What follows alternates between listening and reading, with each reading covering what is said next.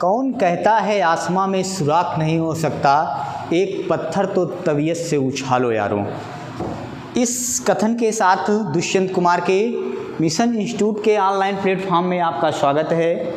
आज हम लोग पढ़ेंगे आज का हिंदी व्याकरण, अर्थात हिंदी व्याकरण की शुरुआत आज से की जा रही है। अर्थात हम लोग आज हिंदी व्याकरण का गहनतापूर्वक अध्ययन करेंगे।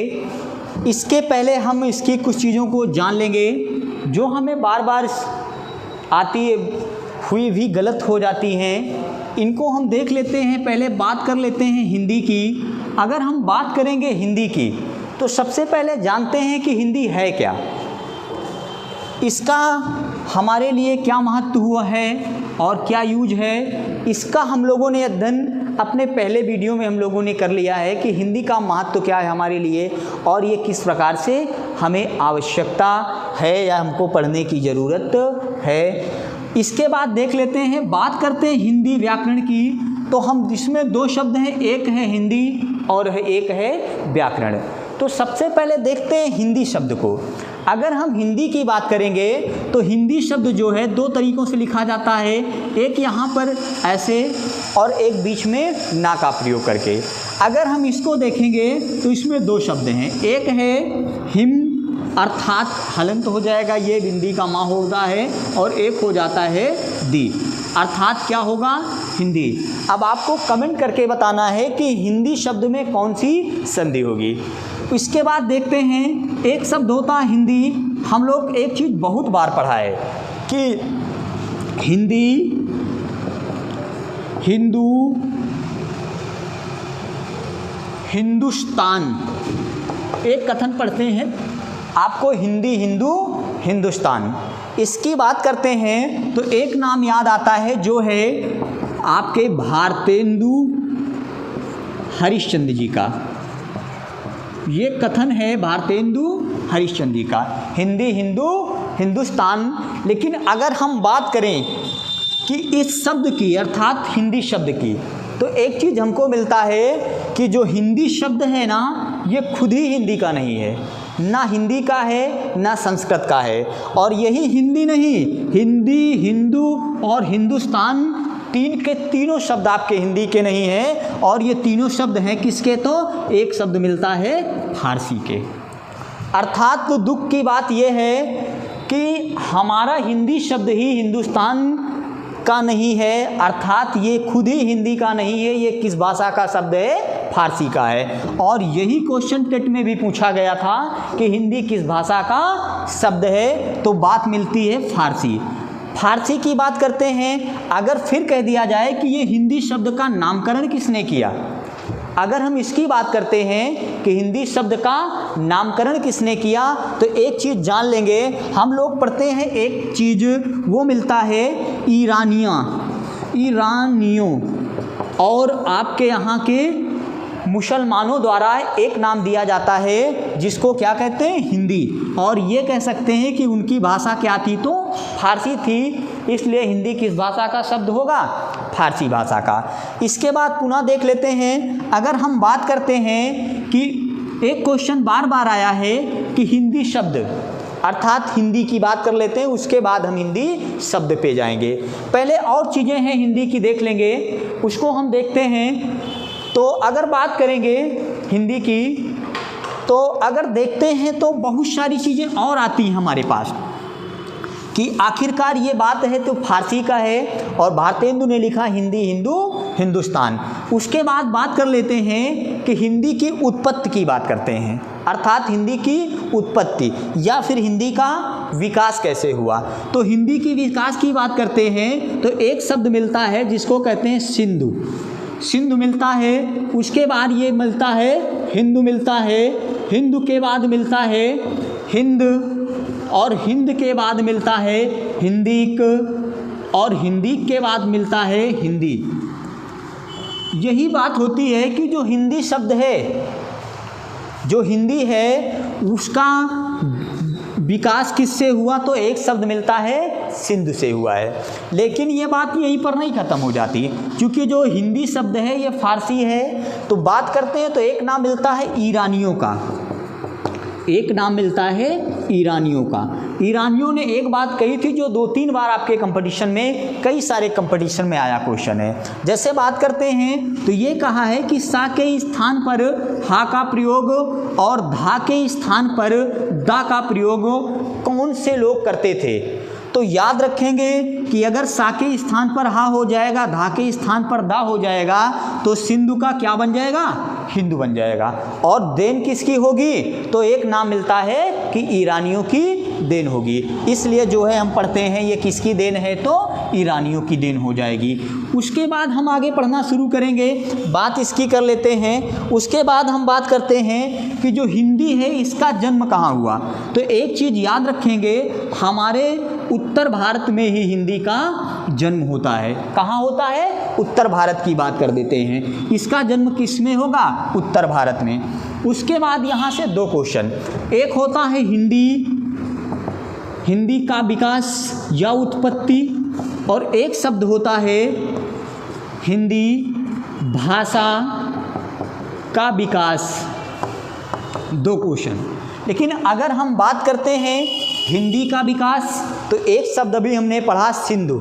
लेकिन अगर हम बात करेंगे हिंदी भाषा का विकास, तो अब एक चीज़ और नहीं मिल गई, वो मिल गई भाषा। पहले हम जान लेंगे भाषा क्या है, भाषा का महत्व क्या है, इसको जान लेंगे। तो एक चीज़ याद रखेंगे कि जो भाषा शब्द है वो देखेंगे तो वो संस्कृत के भाष धातु से बना हुआ है, भाष धातु से बना है। अर्थात ये किससे, तो संस्कृत के भाष धातु से बना हुआ है। इसका अर्थ क्या होता है, तो भाष का अर्थ होता है व्यक्तवाणी, अर्थात जो हम अपने विचारों को दूसरे तक संप्रेषित करते हैं, अर्थात उनके विचारों को ग्रहण करते हैं, उसके बारे में जानते हैं, अपने विचारों को आदान प्रदान करने का काम करते हैं, वही हमारी क्या होती है, भाषा होती है। उसके बाद फिर देखेंगे एक चीज़ और मिलेगा आपको। भाषा की बात करने के बाद फिर हम देख लेते हैं कि अगर भाषा की बात करेंगे तो भाषा के आपके यहाँ 3 रूप होते हैं। कितने रूप, 3 रूप होते हैं। अब इन तीनों रूपों को जान लेंगे क्या होता है। आपके यहाँ जो 3 रूप होता है वहाँ देखते हैं, एक होती है ध्वनि या फिर ध्वनियाँ होती हैं, ध्वनियाँ होती हैं। उसके बाद फिर देख लेंगे एक होता है शब्द, और फिर एक देख लेते हैं होता है वाक्य। ये चीज़ें होती हैं। देखो ध्वनियाँ क्या होती हैं, ध्वनियों को जान लेंगे। अभी देखेंगे तो ध्वनियों की बात करते हैं, तो अगर हम अभी व्याकरण पे आएंगे, व्याकरण में वर्णमाला पे आएंगे, तो इस ध्वनि की चर्चा को विशेष रूप से करेंगे कि ध्वनि है क्या। ऐसे जान लेते हैं कि हम जो वाक्य कहते हैं ना, उसमें एक ध्वनि निकलती है, एक आवाज़ निकलती है, और जिसको हम क्या नाम दे देते हैं, ध्वनि कह देते हैं। अगर फिर बात करते हैं कि शब्द की, तो इन ध्वनियों के बाद अगर देखते हैं तो वर्णों की बात करते हैं, और वर्ण को देख लेते हैं। तो वर्णों को देखने के बाद एक चीज़ हमें और क्लियर होती है कि वर्णों को देखने के बाद हम लोग एक चीज़ फिर पाते हैं कि वर्णों को आपस में मिलाने की प्रक्रिया क्या कहलाती है, शब्द कहलाती है। और जब शब्दों को भी आपस में जोड़ते चले जाते हैं तो क्या बन जाता है, वाक्य बन जाता है। इसके बाद फिर देखेंगे आपके भाषा के 3 रूप होते हैं। उसके बाद देख लेते हैं कि आपकी भाषा जो होती है, भाषा की जो ध्वनियाँ होती हैं वो भी कितनी होती हैं, 3 ध्वनियाँ होती हैं। एक को कहा जाता है संयुक्त ध्वनि, एक को कहा जाता है संपृक्त ध्वनि, और एक को कहा जाता है युग्मक ध्वनि, युग्मक ध्वनि। अब जब बात करेंगे संयुक्त का, संयुक्त का मतलब ही जानते हैं कि एक दूसरे के साथ मिल जाना क्या होता है, संयुक्त हो जाना होता है। अगर संपृक्त की बात करेंगे तो वो एक दूसरे के साथ संयुक्त तो होगा, लेकिन उसके पहले आधे के साथ पूरा भी संयुक्त होगा। युग्मक का मतलब होता है कि 2 चीज़ें होंगी, जो वर्ण एक बार आधा आएगा वही एक बार पूरा आएगा, और वही क्या कहलाएगा, तो युग्मक कहलाएगा। यहाँ से इसको देख लिए। उसके बाद फिर हम बात करेंगे अगले पॉइंट पे, तो बात कर लेते हैं व्याकरण की। व्याकरण क्या होता है ये जान लेंगे। बहुत सारी परिभाषाएं मिलती हैं व्याकरण की, लेकिन हम जानेंगे कि भाषा जिसका विश्लेषण करेगी, क्या करेगी? भाषा जिसका विश्लेषण करती है उसे क्या कहते हैं? हम उसको व्याकरण कहते हैं। एक बात ये आ गई, उसे क्या कहेंगे? व्याकरण कहेंगे। एक चीज़ और आता है कि भाषा को शुद्ध पढ़ना, लिखना, बोलना, वो क्या कहलाता है? व्याकरण कहलाता है। लेकिन अगर हम इस शब्द की चर्चा करें, विश्लेषण। विश्लेषण का मतलब होता है कि आपको जितने भी टॉपिक दिए जाएंगे, अगर एक एक शब्द को अलग करके पूछा जाएगा तो वो क्या होगा? उसका विश्लेषण करना हो जाता है कि चीज़ों को अलग करना क्या हो जाएगा? विश्लेषण करना हो जाएगा। उसके बाद देखते हैं जिस प्रकार से हिंदी का विकास क्रम होता है उसी प्रकार से आपके यहाँ हिंदी भाषा का भी विकास क्रम होता है। देख लेंगे, कंफ्यूज इसलिए इसमें नहीं होना है। एक में केवल हिंदी की बात करेगा और दूसरे में बात करता है हिंदी भाषा की। तो इसकी जब बात करेंगे तो एक नाम मिलता है जो होता है संस्कृत, और फिर होता है पाली, पाली के बाद होता है प्राकृत, प्राकृत के बाद होता है अपभ्रंश, और अपभ्रंश के बाद होता है पुरानी हिंदी, और पुरानी हिंदी के बाद होता है हिंदी।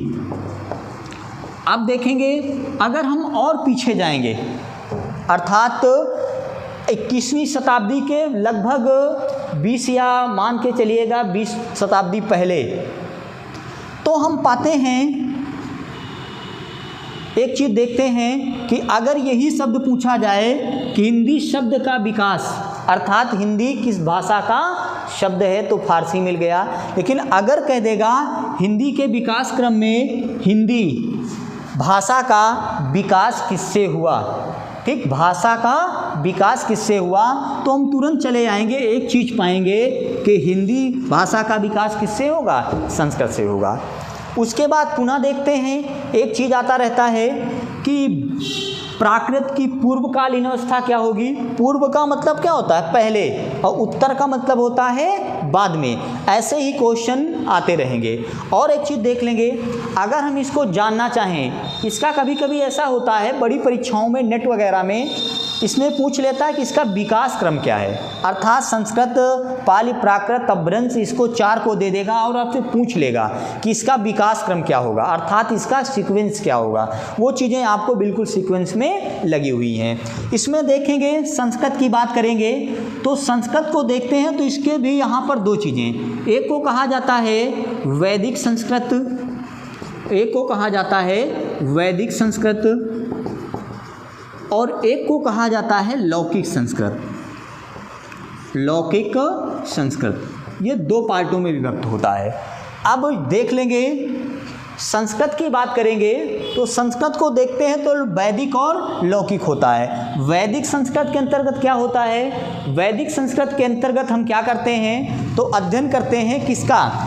वेदों का, पुराणों का, या कह लीजिए कि दर्शनों का, अर्थात हम दर्शन का अध्ययन कर किसके अंतर्गत करते हैं? वैदिक संस्कृत के अंतर्गत। लेकिन जब ये लौकिक संस्कृत सामान्य रूप में, अर्थात जनसाधारण के रूप में प्रयोग किया जाता है तो उसको क्या कह देते हैं? लौकिक संस्कृत कह देते हैं। अब पूछता है कि हिंदी की आदि जननी, तब भी क्या लगाएंगे? संस्कृत। आदि का मतलब होता है प्रारंभ में, एकदम शुरुआत में। इसका जन्म किससे हुआ? संस्कृत से हुआ। तो हिंदी की आदि जननी क्या होगी? संस्कृत होगी। उसके बाद फिर देख लेंगे, अगर फिर बात करें संस्कृत के बाद, तो इसमें संस्कृत को एक और नाम दिया जाता है जिसको हम कहते हैं, क्या कह देते हैं? इसको हम कह देते हैं आर्य भाषा। इसको एक नाम और पुकार देते हैं, क्या कहते हैं? आर्य भाषा। अर्थात आर्य जब आते हैं कहाँ? भारत में। तो भारत में आने के बाद उनकी एक और चीज़ होती है, देखेंगे तो आर्यों का जब आगमन भारत में होता है तो जितने समय तक वो पंजाब में निवास करते हैं, अर्थात पंजाब में रहते हैं, उतने समय तक क्या उनकी जो भाषा होती है, उन्होंने क्या किया? वैदिक भाषा का प्रयोग। लेकिन जब सामान्य जनमानस प्रयोग करता है तो वो लौकिक भाषा में प्रयोग किया जाता है। अब देख लेंगे, एक शब्द मिलता है पाली। पाली। पाल की बात करते हैं तो एक चीज़ यहाँ से बार बार क्वेश्चन आया हुआ है, वो पूछता है कि जैसे पाली है, इसका प्रयोग महावीर स्वामी ने अपने लिए किया था उपदेशों के लिए।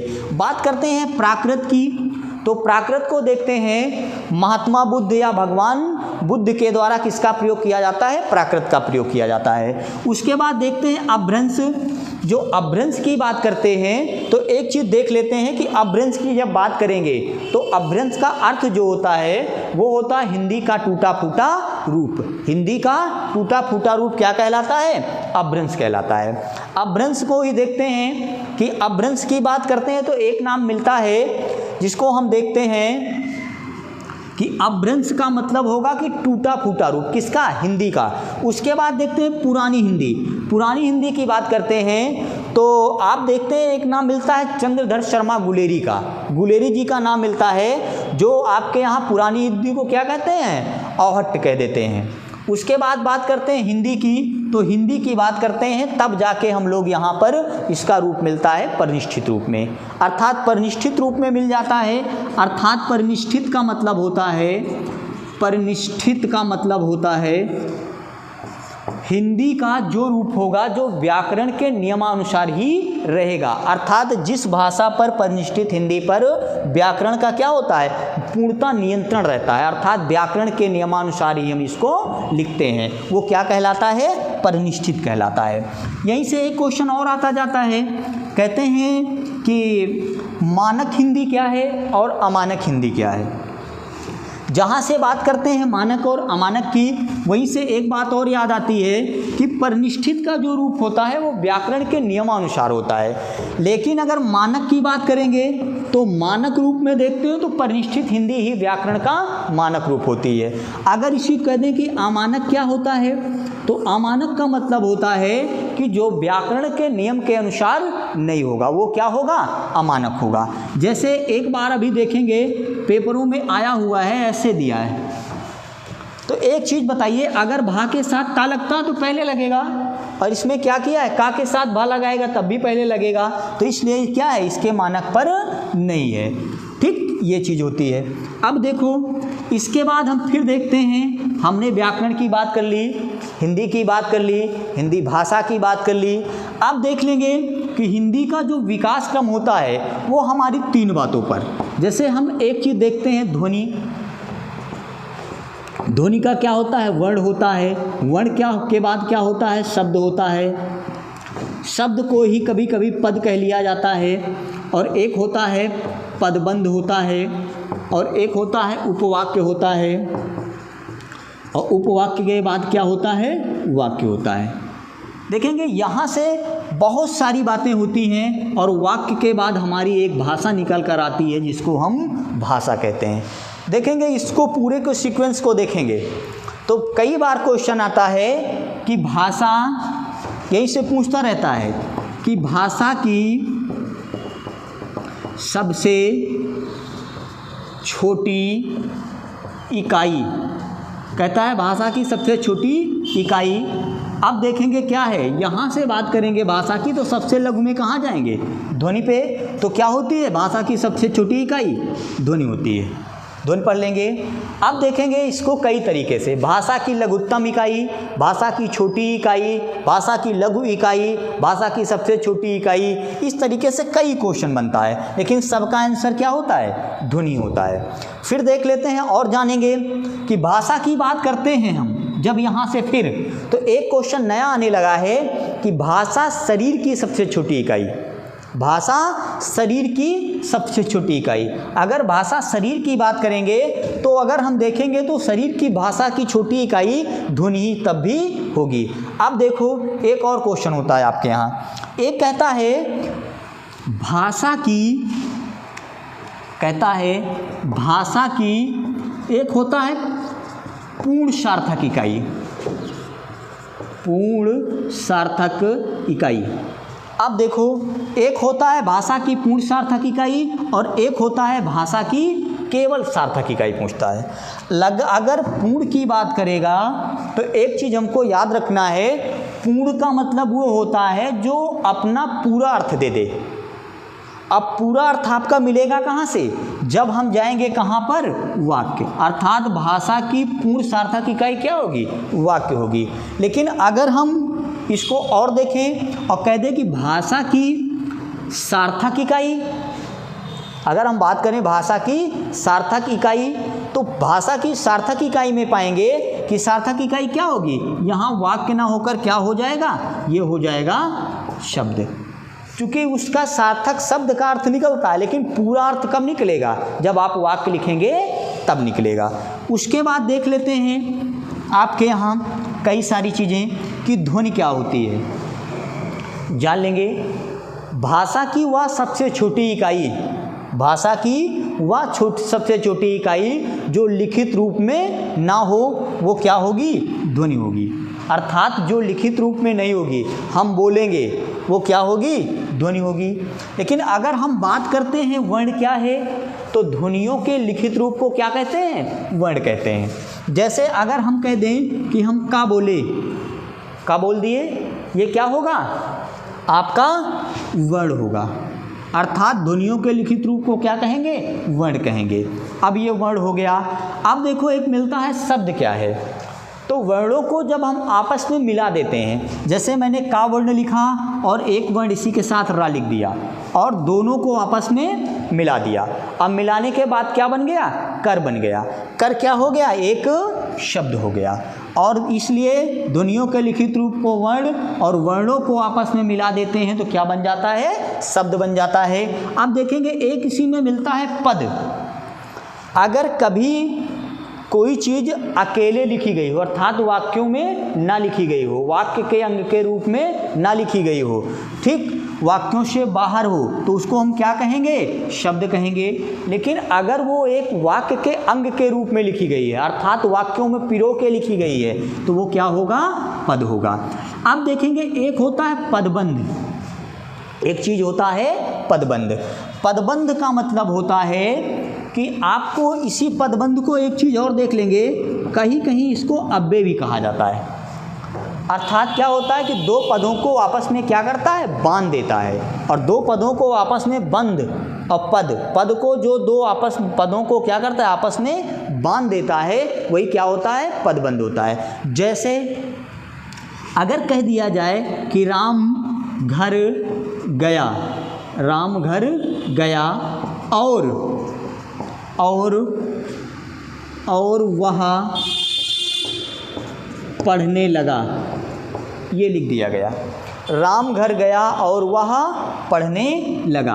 अब देखो एक वाक्य की बात करेंगे तो यहाँ तक और दूसरे वाक्य की बात करेंगे तो यहाँ तक, लेकिन एक शब्द बीच में आया है और क्या कर रहा है, इधर वाले वाक्य को और इधर वाले वाक्य को, दोनों को क्या कर रहा है, आपस में बांध दे रहा है, जोड़ दे रहा है, और यही क्या होता है, पदबंध होता है। एक शब्द दिया है उपवाक्य, जान लेंगे उपवाक्य क्या होता है। उपवाक्य का मतलब होता है कि एक देखें इसमें दो वाक्य है, एक पहला वाक्य ये है और दूसरा वाक्य ये है, और जो दूसरा वाला वाक्य होता है वो क्या होता है, उपवाक्य होता है। इसी को हम क्या कहते हैं, उपवाक्य कहते हैं, जो पहले वाक्य पर क्या होता है, आश्रित होता है, इसलिए इसको क्या कहते हैं, आश्रित उपवाक्य भी कहा जाता है। उसके बाद देखेंगे, अब इस पूरे सर्कल को हम क्या कहेंगे, पूरे जो पूरा लिखा है इसको क्या कह देते हैं, वाक्य। और वाक्यों से ही किसका निर्माण हो जाता है, भाषा का। वाक्यों से ही किसका निर्माण, भाषा का निर्माण हो जाता है। ये चीज़ें शायद समझ में आ गई होंगी। देख लेंगे पुनः एक बार, अगर ये कह दे कि पदबंध की पूर्वकालीन अवस्था, आगे चले जाएंगे, कह देगा पदबंध की उत्तरकालीन अवस्था, पीछे चले जाएंगे। अगर फिर कह देगा वर्ण की पूर्वकालीन अवस्था, आगे चले जाएंगे। ठीक, अब यहीं से देख लेंगे आगे। अब व्याकरण में एक चीज़ और देख लेंगे, इसके अतिरिक्त भी हमको एक चीज़ और देखना है, जानना है कि है क्या।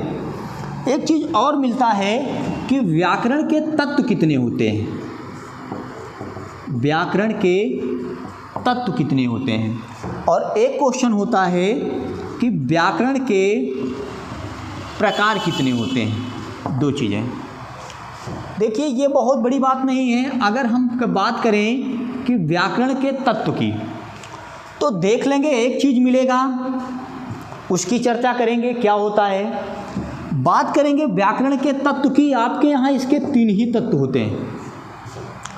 जैसे अभी पीछे पढ़ा, एक होता है वर्ण, एक होता है शब्द और एक होता है वाक्य। अब आप जान लीजिएगा कि वर्ण, शब्द, वाक्य कैसे होते हैं। तत्वों को हमने बताया कि जिनसे मिलकर, अर्थात जिनसे मिलकर क्या होता है, जिनको मिलाकर या जिनसे मिलकर क्या निर्माण किया जाता है, किसी भी व्याकरण के किसी भी टॉपिक का निर्माण किया जाएगा, वही क्या होता है, वो तत्व कहलाते हैं। किसी भी तत्व के लिए कहीं से भी कोई भी चीज़ इकट्ठा करके मिला देना, वो क्या कहलाता है, आपका व्याकरण कहलाता है। बात करेंगे जैसे वर्ण की, तो हमने अभी एक बात कही कि जैसे का लिखेंगे, एक वर्ण है और एक इसी में रा लिखेंगे, दोनों को एक साथ लिख देंगे तो क्या बन जाएगा, कर बन जाएगा। और अगर हम यहाँ से देखेंगे तो एक वाक्य बना सकते हैं कि वह नहा कर खाना खाता है, तो ये क्या हो जाएगा, वाक्य हो जाएगा। उसके बाद देख लेते हैं, इतनी बातें हो गई। उसके बाद देख लेंगे, कुल मिला के इतना जान लेंगे, तत्वों से ही व्याकरण के सभी पार्टों का निर्माण होता है। और व्याकरण का निर्माण किससे होगा, तो वही क्या, वर्ण हो गया, शब्द हो गया और वाक्य हो गया, इसी से इसका निर्माण किया जाता है। आगे देखेंगे तो एक चीज़ मिलता है, हिंदी की बात कर लेते हैं। तो हिंदी को जान लेंगे कि एक चीज़ होता है कि हिंदी दिवस कब मनाया जाता है। लगभग सबको पता है कि हिंदी दिवस कब मनाया जाता है। तो बात करते हैं तो ये 14 सितंबर 1949 को। क्योंकि इसी दिन जो है हिंदी को क्या किया गया था, संविधान सभा में शामिल किया गया था, अर्थात संविधान द्वारा इसे ग्रहण किया गया था। इसलिए हम 14 सितंबर और 1949, इसलिए 14 सितंबर को ही क्या मनाया जाता है, हिंदी दिवस मनाया जाता है। इसको राजभाषा का दर्जा दिया गया था, कब, 14 सितंबर 1949 को। एक बात और देख लेते हैं, अगर हम फिर बात करते हैं पुनः इसको जानते हैं, तो एक चीज़ मिलता है, फिर मिलता है विश्व हिंदी दिवस।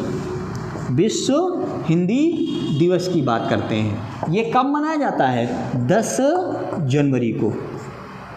लेकिन अगर फिर बात करें कि 10 जनवरी को मनाया जाता है, तो एक चीज़ यहाँ पर और निकल कर आती है कि ये जो है 2006 से, अर्थात भारत के पूर्व प्रधानमंत्री माननीय मनमोहन सिंह जी द्वारा कब घोषित किया गया था, 10 जनवरी 2006 से क्या मनाया जाता है, विश्व हिंदी दिवस मनाया जाने की शुरुआत की गई थी।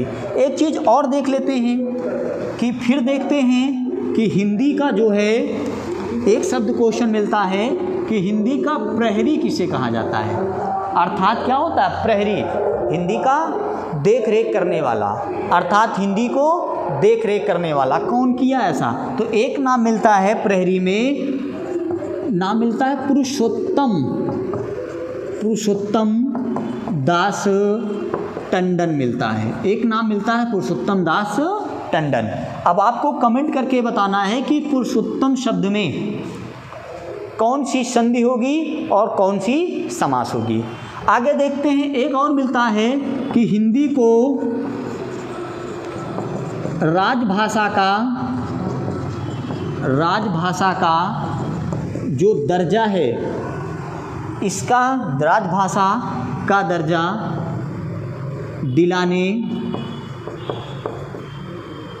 दिलाने का प्रस्ताव किसने पेश किया,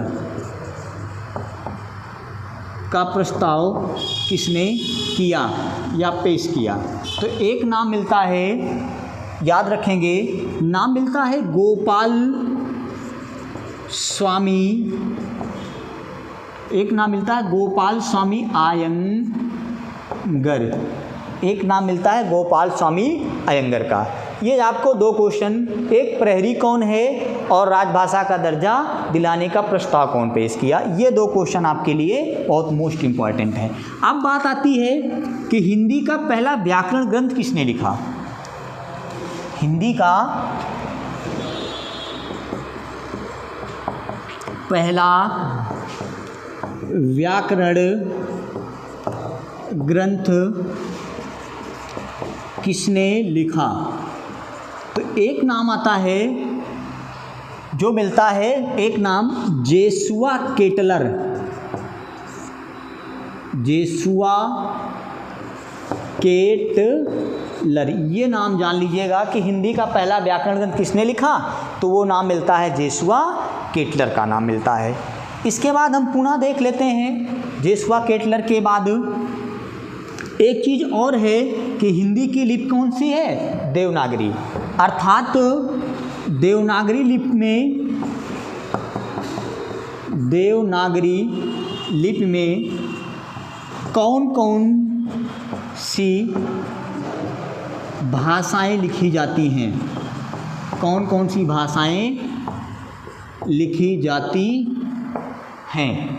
तो एक नाम मिलता है, आपके यहाँ कई बार क्वेश्चन भी आया है, अभी एलटी में क्वेश्चन आया था कि निम्नलिखित में से कौन सी भाषा देवनागरी लिपि में नहीं लिखी जाती है। तो यहाँ से आपको 4 नाम मिलते हैं। एक नाम मिलता है हिंदी, क्योंकि इसकी लिपि क्या है? देवनागरी है। उसके बाद इसकी जननी कौन है? हिंदी की जननी, अभी मैंने बताया, संस्कृत। उसके बाद तीसरा पाली, एक मिनट भाई, तीसरा है नेपाली, और चौथा क्या है? तो है मराठी। ये आपकी जो 4 लिपियां हैं, ये किस में लिखी जाएंगी? देवनागरी लिपि में। ठीक, ये चीज़ें भी क्लियर हो गई होंगी। आज की क्लास यहीं पर ख़त्म करते हैं। अगली क्लास में हम लोग वर्णमाला के विषय में अध्ययन करेंगे।